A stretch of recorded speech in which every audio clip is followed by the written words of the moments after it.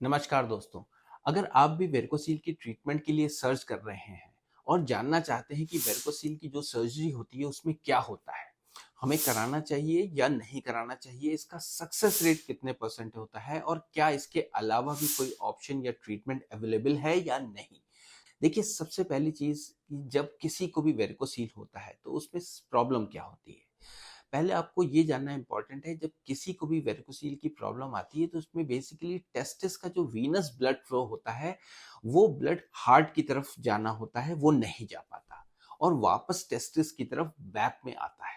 जो हमारे टेस्टिस के साथ जुड़ी हुई हमारी वेन्स होती हैं, वो स्वेल हो जाती हैं क्योंकि ब्लड वापस नहीं जा रहा है, जिसकी वजह से डिस्कम्फर्ट होता है और उसमें पेन होता है। कई बार मेल इनफर्टिलिटी जैसे प्रॉब्लम्स का सामना करना पड़ता है। देखिए, जब भी एक व्यक्ति को पता चलता है कि उसको वेरिकोसील की समस्या है, तो जैसे ही उसे पता चलता है तो वो पैनिक में आ जाता है।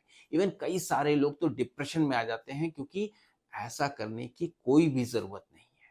देखिए, ऐसा है कि 100 में से लगभग 15 लोगों को वेरिकोसील की समस्या होती है, अलग अलग कारणों की वजह से। अगर आपको भी वेरिकोसील डायग्नोस हुआ है तो सबसे पहली चीज कि आपको परेशान होने की बिल्कुल जरूरत नहीं है। जरूरत है इसका एक सही ट्रीटमेंट कराने की, उसके बारे में जानने की।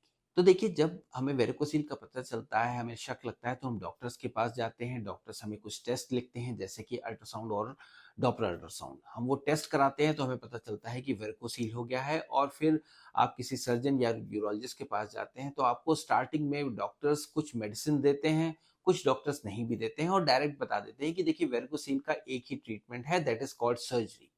देखिए, एक बात यहाँ पे मैं क्लियर करना चाहूंगा कि वेरिकोसील के लिए कोई भी मेडिसिन कामयाब नहीं। ये खास तौर पर आपको पता होना चाहिए कि वेरिकोसील की सर्जरी में करते क्या है। देखिए, जो हमारी टेस्टिस की वेन स्वेल हो जाती है, जिसमें ब्लड वापस आ रहा है, सर्जरी में उनको काट कर उसके एंड्स को बांध देते हैं, और कुछ वेन्स को निकालने की जरूरत होती है, निकाल भी देते हैं। देखिए, यूजुअली इसमें कोई नुकसान नहीं होता है, लेकिन सर्जरी की सबसे बड़ी खामी ये है कि ये एक सर्जिकल प्रोसीजर है।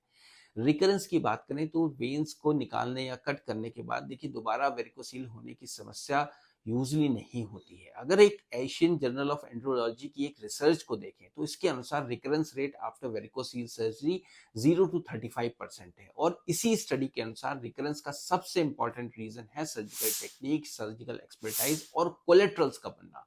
मतलब जहां नस को बांधा गया उसके ऊपर से नसें नीचे को कुछ नई नसें जो है ब्लड फ्लो वेरिकोसील को स्टार्ट कर देती है। ये एक इंपॉर्टेंट बात है, और हम अपनी बॉडी पर देखिए कोई भी कट लगाना, सर्जरी करवाना नहीं चाहता है। लेकिन अब ये सवाल उठता है कि वेरिकोसील का पेशेंट फिर सर्जरी कराता क्यों है। देखिए, पेशेंट सर्जरी इसलिए कराता है क्योंकि सबसे पहली बात, उसके पास ऑप्शन अवेलेबल नहीं होता या उसे पता नहीं होता।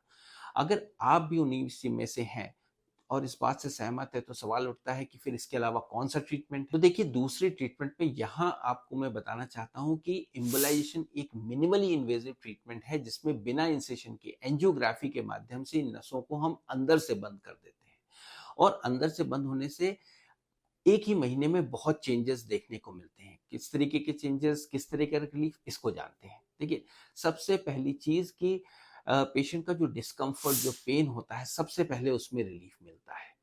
और ये इसलिए होता है क्योंकि ब्लड जो वेन्स में पूल हो रही थी, अब उनको बंद कर देने की वजह से अब ब्लड पूल नहीं हो रहा, पेन चला जाता है, साइड इफेक्ट्स नहीं होते हैं। बेस्ट थिंग्स की एम्बुलाइजेशन में सारी नसों को प्रॉपरली और कंप्लीटली बंद किया जाता है, जिससे कोलेट्रल्स बनने और रिकरेंस के चांसेस होने के चांसेस मिनिमल होते हैं। So in my opinion, embolisation is the best option for varicocele. अगर आप भी मेरी बात से सहमत हैं तो मुझे कमेंट सेक्शन में ज़रूर बताइएगा। इसके अलावा आप नीचे दिए गए नंबर पे डायरेक्ट कॉल करके मुझसे एडवाइस भी ले सकते हैं। आप ट्रीटमेंट के बारे में जान सकते हैं। होपफुली मैं आशा करता हूँ कि इस वीडियो के माध्यम से आपको अच्छे से समझ में आ गया कि वेरिकोसील की प्रॉब्लम क्या है और इसको विदाउट सर्जरी कैसे ठीक कर सकते हैं, और इसके लिए आपको क्या करना होगा। फिर भी अगर कोई सवाल है तो अगेन मैं कहूँगा कमेंट सेक्शन में लिख के पूछ सकते हैं, और मेरे चैनल को सब्सक्राइब करना बिल्कुल नहीं भूलिए, ताकि ऐसी इंपॉर्टेंट इन्फॉर्मेशन आपसे आगे कहीं मिस ना हो। अगले वीडियो में फिर से मिलते हैं, तब तक के लिए नमस्कार।